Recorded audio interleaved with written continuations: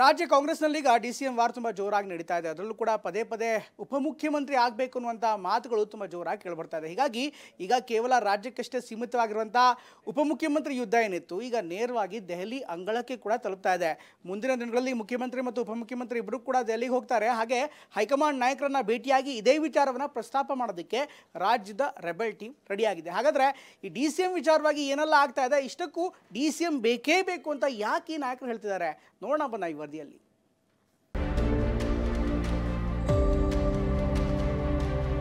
ಎಲ್ಲರೂ ಉಪಮುಖ್ಯಮಂತ್ರಿ ಕೊಡಬೇಕಂತ ಬೇಡಿಕೆ, ಅದ್ರಲ್ಲಿ ಕೇಳೋದ್ರಲ್ಲಿ ತಪ್ಪೇನಿಲ್ಲ.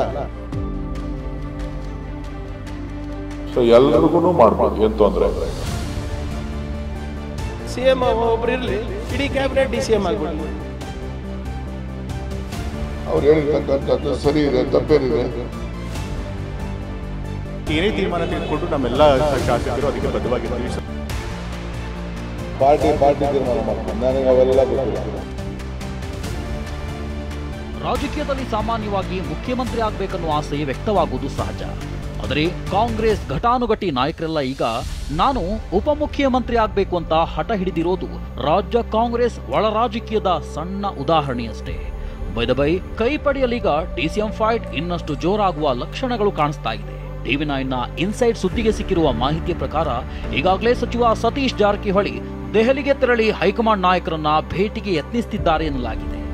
ಇಷ್ಟಕ್ಕೂ ಲೋಕಸಭಾ ಚುನಾವಣೆಗೂ ಮೊದಲೇ ಡಿಸಿಎಂ ಕೂಗು ತುಂಬಾ ಜೋರಾಗಿ ಕೇಳಿ ಬಂದಿತ್ತು. ಆಗ ಪರಮೇಶ್ವರ್, ರಾಜಣ್ಣ, ಎಂಬಿ ಪಾಟೀಲ್, ಜಾರಕಿಹೊಳಿ ಜೊತೆ ಸಭೆ ನಡೆಸಿದ ರಾಜ್ಯ ಕೆಪಿಸಿಸಿ ಉಸ್ತುವಾರಿ ರಣದೀಪ್ ಸುರ್ಜೇವಾಲಾ ಲೋಕಸಭೆ ಚುನಾವಣೆ ಬಳಿಕ ಎಲ್ಲಾ ಮಾತನಾಡೋಣ ಎಂದಿದ್ರು. ಆದ್ರೀಗ ಹೈಕಮಾಂಡ್ ನಾಯಕರು ಈ ಬಗ್ಗೆ ತಲೆ ಕೆಡಿಸಿಕೊಳ್ತಿಲ್ಲ. ಹೀಗಾಗಿ ಈಗ ರಾಜ್ಯದ ಹಿರಿಯ ನಾಯಕರು ಪಟ್ಟು ಬಿಗಿಗೊಳಿಸಿದ್ದಾರೆ. ಪರಿಣಾಮ ಹಿರಿಯ ಸಚಿವರೇ ನೇರವಾಗಿ ಮಾತನಾಡುತ್ತಾ ಇದ್ದಾರೆ.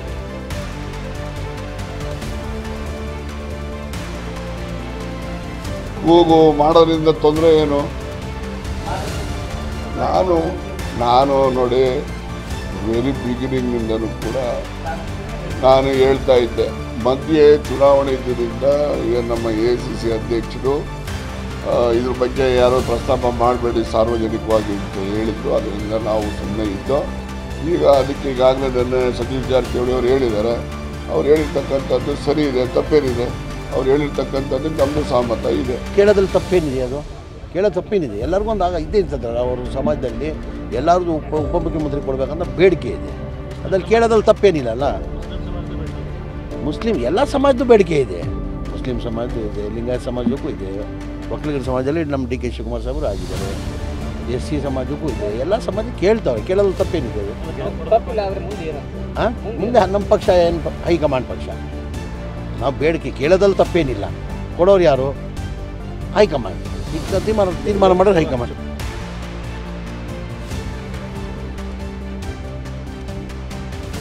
ಇನ್ನು ಟಿವಿ9ಗೆ ಸಿಕ್ಕಿರುವ ಮಾಹಿತಿಯ ಪ್ರಕಾರ ಜೂನ್ 22ರಂದು ಮುಖ್ಯಮಂತ್ರಿ ಸಿದ್ದರಾಮಯ್ಯ ಹಾಗೂ ಡಿಸಿಎಂ DK ಶಿವಕುಮಾರ್ ದೆಹಲಿಗೆ ತೆರಳುತ್ತಿದ್ದಾರೆ. ರಾಜ್ಯದಿಂದ ಆಯ್ಕೆಯಾಗಿರುವ ನೂತನ ಸಂಸದರಿಗೆ ಔತಣಕೂಟ ಹಮ್ಮಿಕೊಂಡಿದ್ದಾರೆ. ಇದೇ ವೇಳೆ ರಾಜ್ಯ ಉಸ್ತುವಾರಿ ಸೇರಿದಂತೆ ಹೈಕಮಾಂಡ್ ದೆಹಲಿಗೆ ತೆರಳಿ ಲಾಬಿ ನಡೆಸುತ್ತಾರೆ ಅಂತ ಹೇಳಲಾಗ್ತಿದೆ. ಇದೇ ವೇಳೆ ರಾಜ್ಯ ಉಸ್ತುವಾರಿ ಸೇರಿದಂತೆ ಹೈಕಮಾಂಡ್ ನಾಯಕರು ಸಹ ಕಾರ್ಯಕ್ರಮಕ್ಕೆ ಆಗಮಿಸಲಿದ್ದಾರೆ. ಇದೇ ವೇಳೆ ಡಿಸಿಎಂಗೆ ಪಟ್ಟು ಹಿಡಿದಿರುವ ನಾಯಕರು ಸಹ ದೆಹಲಿಗೆ ತೆರಳಿ ಲಾಬಿ ನಡೆಸುತ್ತಾರೆ ಅಂತ ಹೇಳಲಾಗ್ತಾ ಇದೆ. ಇನ್ನು ಇವರೆಲ್ಲ ಸಚಿವರಾಗಿರುವ ಕಾರಣ ಹೈಕಮಾಂಡ್ ನಾಯಕರು ಟೈಮ್ ನೀಡದೇ ಇದ್ರೆ ಆಗ ತಪ್ಪು ಸಂದೇಶ ರವಾನೆಯಾಗಬಹುದು. ಹೀಗಾಗಿ ದೆಹಲಿಗೆ ತೆರಳಿ ಹೈಕಮಾಂಡ್ ಕದ ತಟ್ಟಲು ರೆಬಲ್ ನಾಯಕರು ಚಿಂತಿಸಿದ್ದಾರೆ.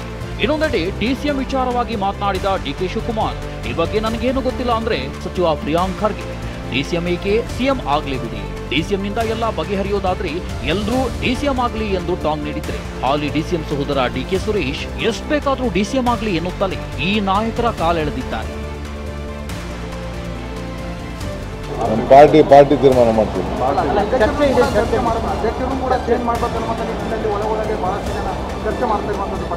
ನನಗೆ ಅವೆಲ್ಲ ಗೊತ್ತಿಲ್ಲ. 8 ವರ್ಷಗಳ ಸುದೀರ್ಘ ಪಕ್ಷಾಧ್ಯಕ್ಷರಾದಂಥ ಪರಮೇಶ್ವರ್ ಅವರಿದ್ದಾರೆ, ಕಾರ್ಯಾಧ್ಯಕ್ಷರಾದಂಥ ಸತೀಶ್ ಜಾರಕಿಹೊಳಿ ಇದ್ದಾರೆ, ಮತ್ತೊಬ್ಬ ಕಾರ್ಯಾಧ್ಯಕ್ಷರಾಗಿ ಕೆಲಸ ಮಾಡಿದಂಥ ಈಶ್ವರ್ ಖಂಡ್ರೆ ಅವರಿದ್ದಾರೆ, MB ಪಾಟೀಲ್ ಅವರಿದ್ದಾರೆ, ಮೈನಾರಿಟಿನಲ್ಲಿ ಪ್ರಬಲ ನಾಯಕರಾದಂಥ ಜಮೀರ್ ಅಹಮದ್ ಸಾಹೇಬ್ ಇದ್ದಾರೆ. ಸೊ ಇನ್ನೂ ಯಾರು ಇದ್ದರೂ ಮಂಡ್ಯದಿಂದ ಚಲುರಾಯ ಸ್ವಾಮಿ ಅವರಿದ್ದಾರೆ. ಸೊ ಎಲ್ರಿಗೂ ಮಾಡ್ಬೋದು, ಏನು ತೊಂದರೆ ಇಲ್ಲ. ಅವರು ಮಾಡ್ಬೋದು, ಇವರೆಲ್ಲರೂ ಮಾಡ್ಬೋದು. ಆದರೆ DCM ಮಾಡೋದ್ರಿಂದಾನೇ ಎಲ್ಲನೂ ಆಗುತ್ತೆ ಅಂದಿದ್ರೆ ಮತ್ತು CM ಒಬ್ರು ಇರಲಿ, ಇಡೀ ಕ್ಯಾಬಿನೆಟ್ DCM ಆಗಿಬಿಡ್ಲಿ, ಆಗುತ್ತಾ? ಆಮೇಲೆ DCM ಮಾಡೋದ್ರಿಂದ ಸಮುದಾಯಗಳು ಓಲೈಕೆ ಆಗುತ್ತೆ ಅಥವಾ ನಮ್ಮ ಜಿಲ್ಲೆ ಒಂದು ಸೈಡ್ ಆಗುತ್ತೆ ಅಂದಿದ್ರೆ ಮತ್ತು ಎಲ್ಲರೂ ಇದೇ ರಣತಂತ್ರ ಯೂಸ್ ಮಾಡ್ತಾ ಇದ್ರಲ್ಲ.